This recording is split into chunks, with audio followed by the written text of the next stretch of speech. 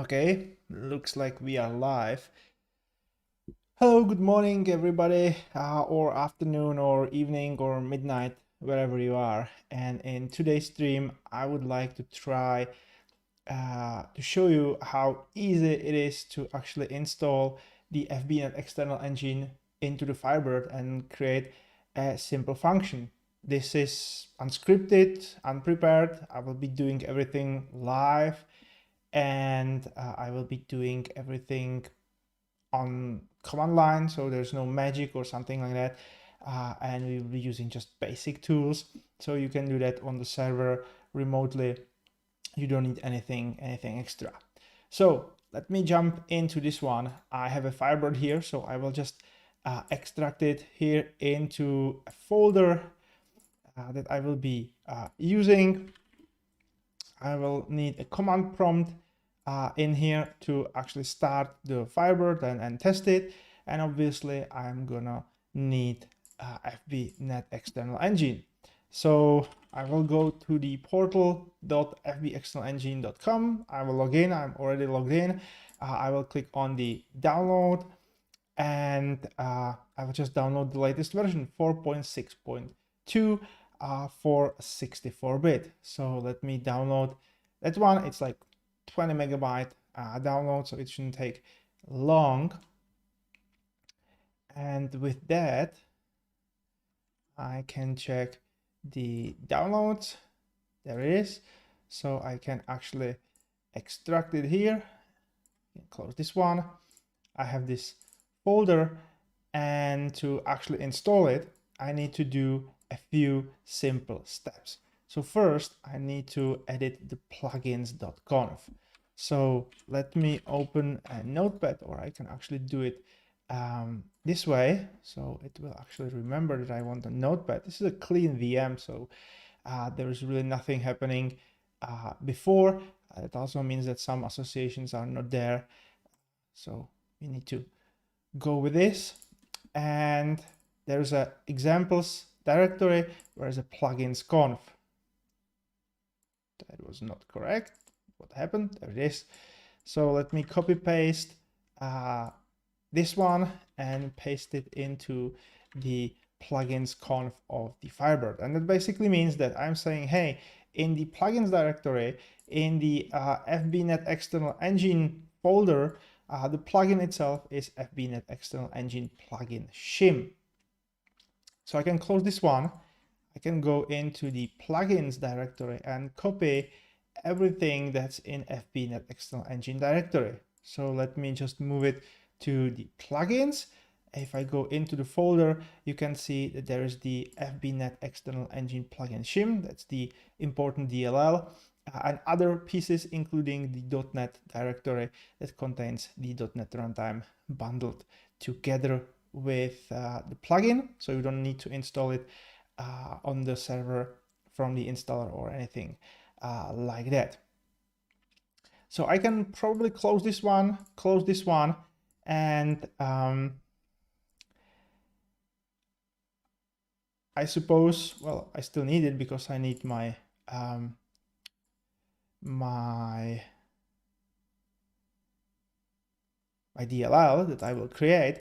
But for now, let's start the Firebird.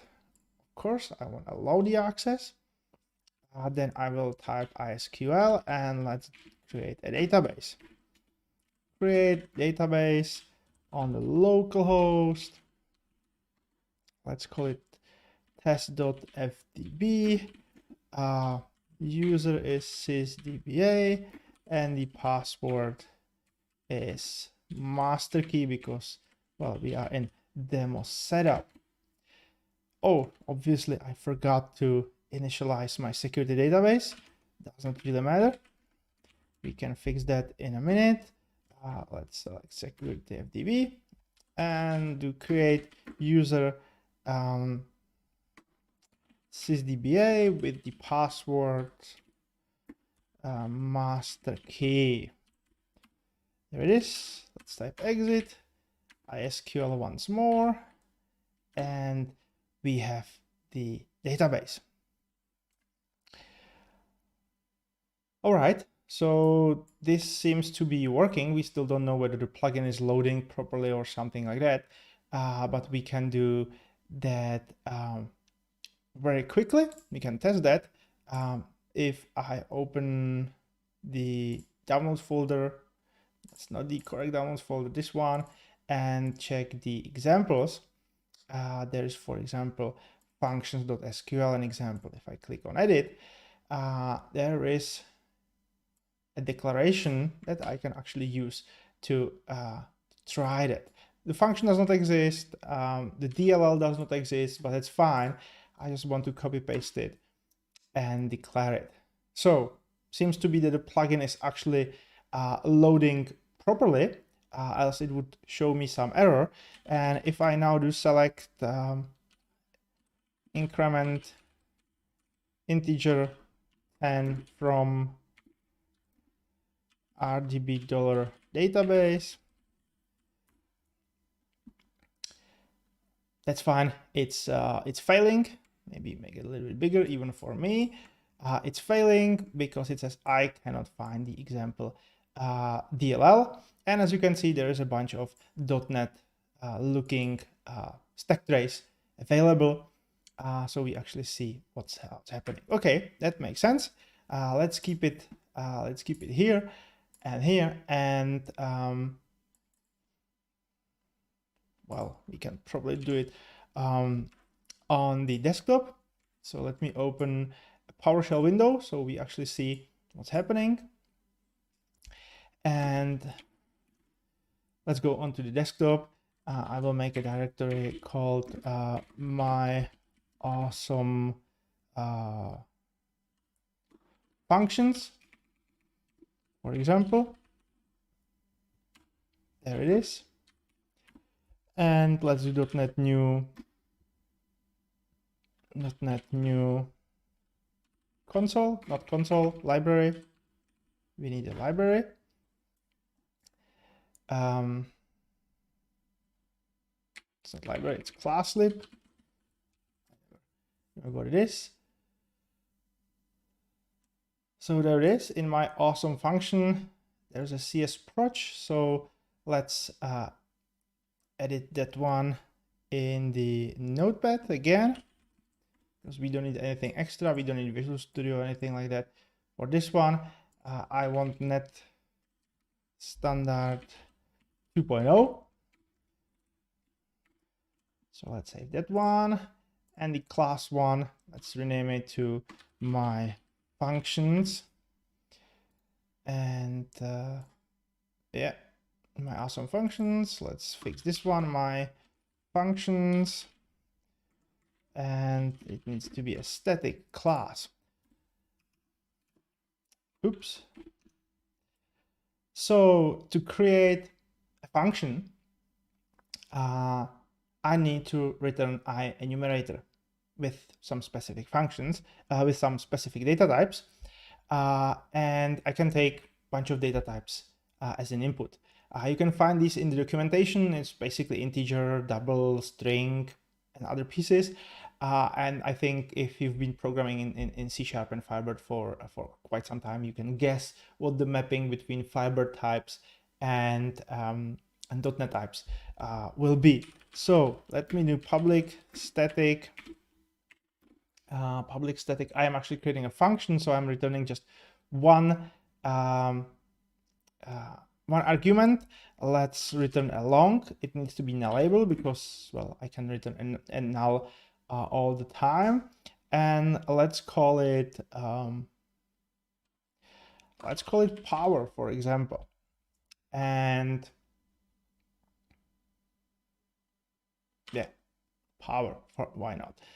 Or maybe power 2. And it will take an integer, some I, and that's about it. So let me do this. And what I actually want to do is return math.po, and I suppose it's I to the power of 2. And that's about it. I'm returning long. I could be returning an int as well, but just written long, so it's a little bit interesting. And if I equals null, then I short circuit it and I will return null immediately. If it's not null, then I will return math.power. Okay.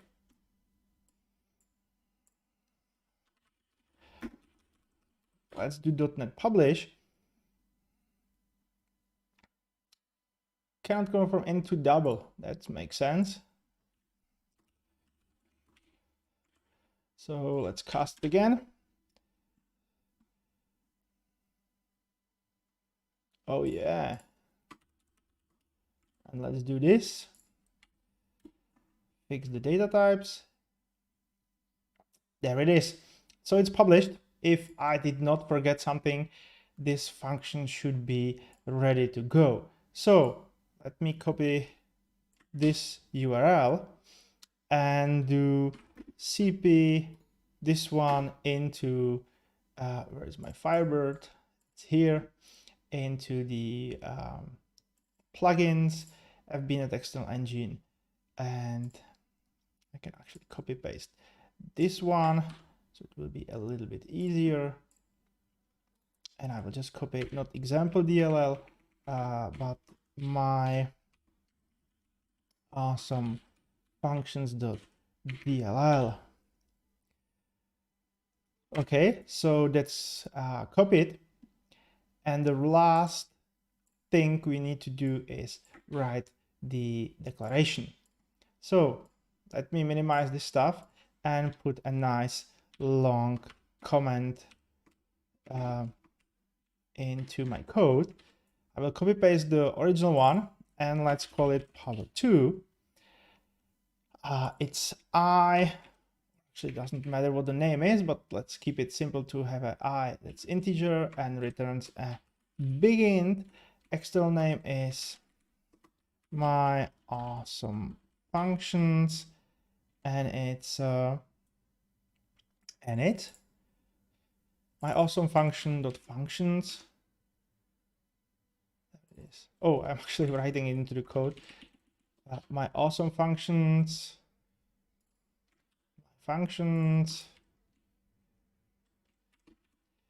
and the power2.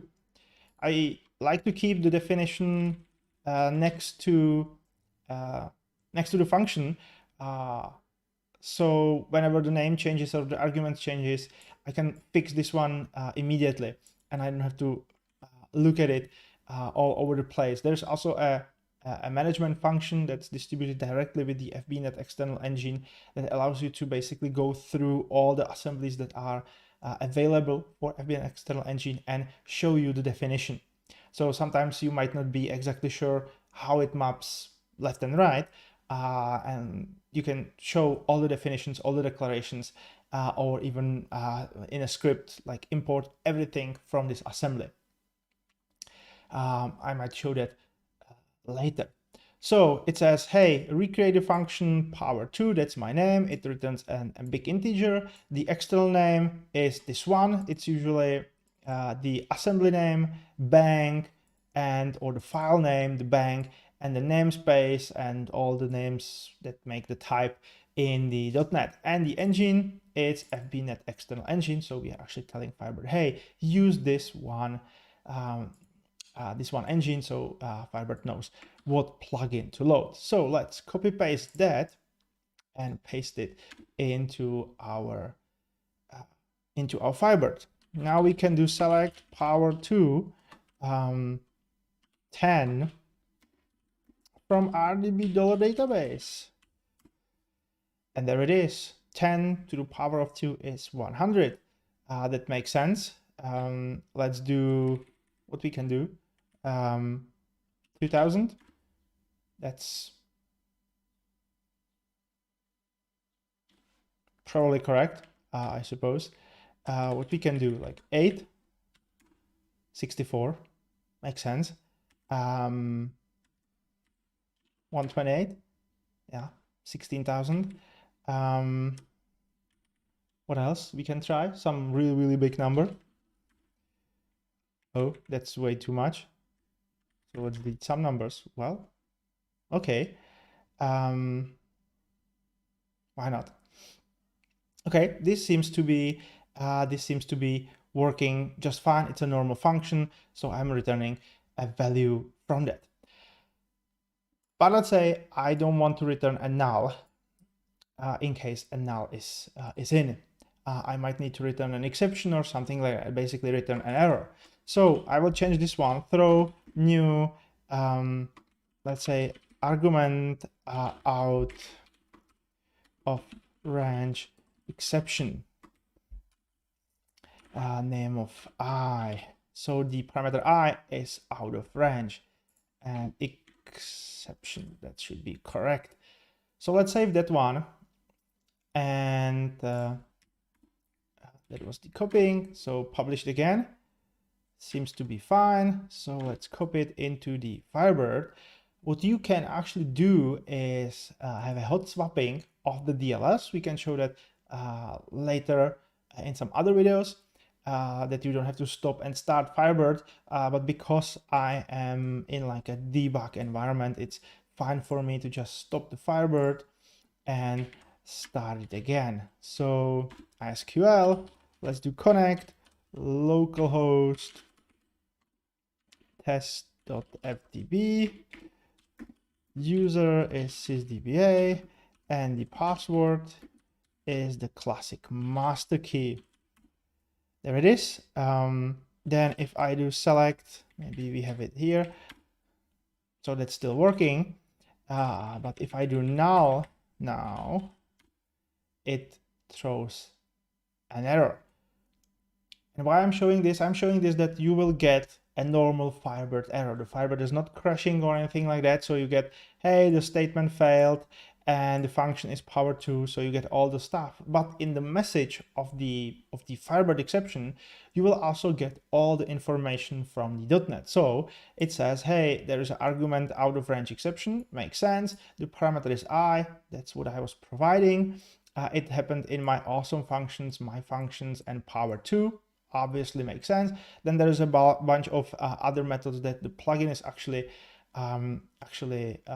going through. So we will see something on the bottom of the stack, and it's a little bit truncated. I'm truncating the message itself because there is a limit of the buffer size and so on, and I don't want to waste way too much space to give you all the information. So basically I will give you, if I'm not mistaken, 1 kilobyte of characters, which usually is enough because you are interested on the top of the stack, maybe a bunch of stack frames below.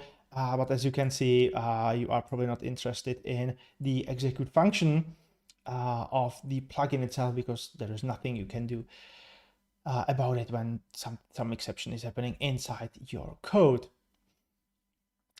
So with that, we have a function, and it's returning some error if the input is not correct, but it's returning a correct value when we are actually working just fine.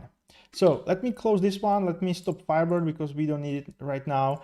And let me create a procedure, because procedure is something that we can create as well. So public static public static, let's do enumerator long, and what we can do, like date time, why not? And the long, I'm just trying something, and let's do foobar because I'm out of ideas what it could do. And let's do int I. And this procedure will be really, really simple. So it will do for var, let's call this one count. It'll be a little bit easier. Var I equals 0, I less than count I plus plus. All right, so we have a simple for loop, and what I'm gonna do is do yield return and a new tuple that will say datetime.now, current datetime, and the long, which might be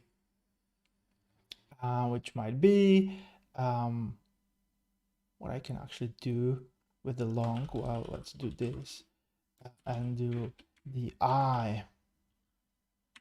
So there it is, a simple procedure it will be.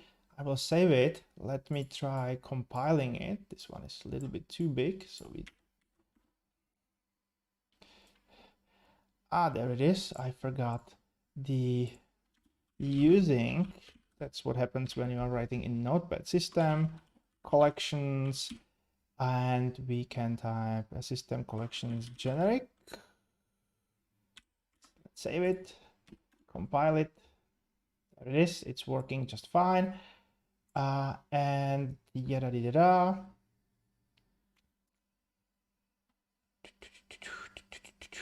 What do we need? We need the declaration, right? So let's copy paste this one. It will be a slightly different declaration. So it's not function, it's a procedure. Let's call it, well, foobar, because we don't have any better name. It returns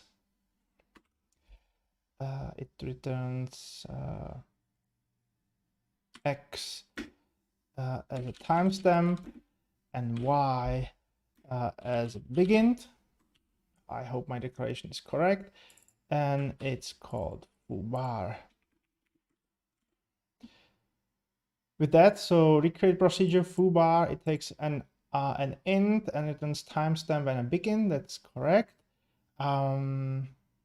So let's try declaring that one. So I will start the Firebird. Well, first I should copy. Let's publish it and copy it. And now if I go into ISQL, maybe I do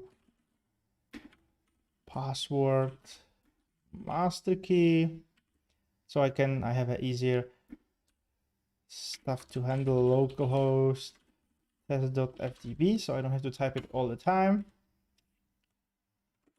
Password SS. There it is. Let me create this procedure. Hopefully it's correct. And let's do select star from foobar as the 10. There it is. So it's working.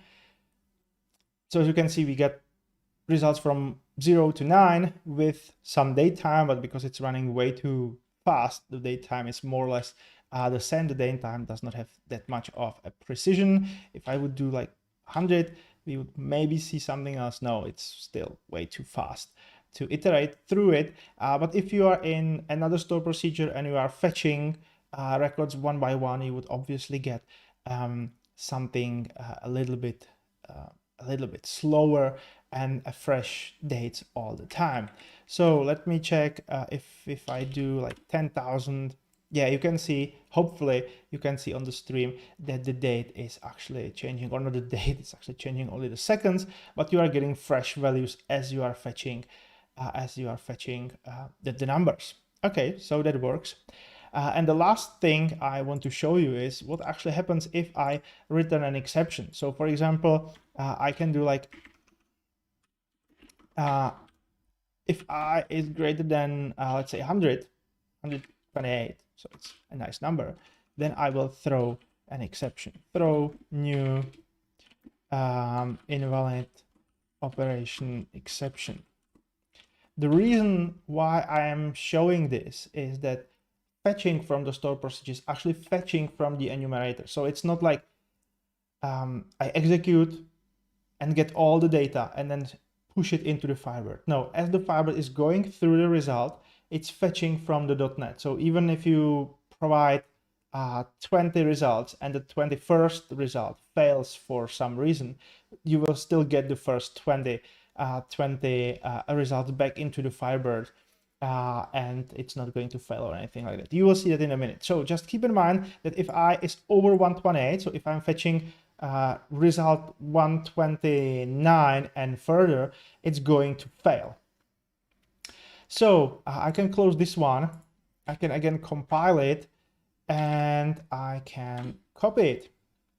So let me close this one. Let me restart the Firebird. Now you can see why it's really nice if you can do hot swapping. We can talk about it later. I connect back, and let's do select 100 from the foobar, and it's fine. You will get some results. If I do 128, it's still fine. If I do 130, for example, it's going to fail at some point, and it says, hey, there was an exception, and you should do something about it. But what I want to show you is that if I do like 1000, really over 128, as you can see, there is an error.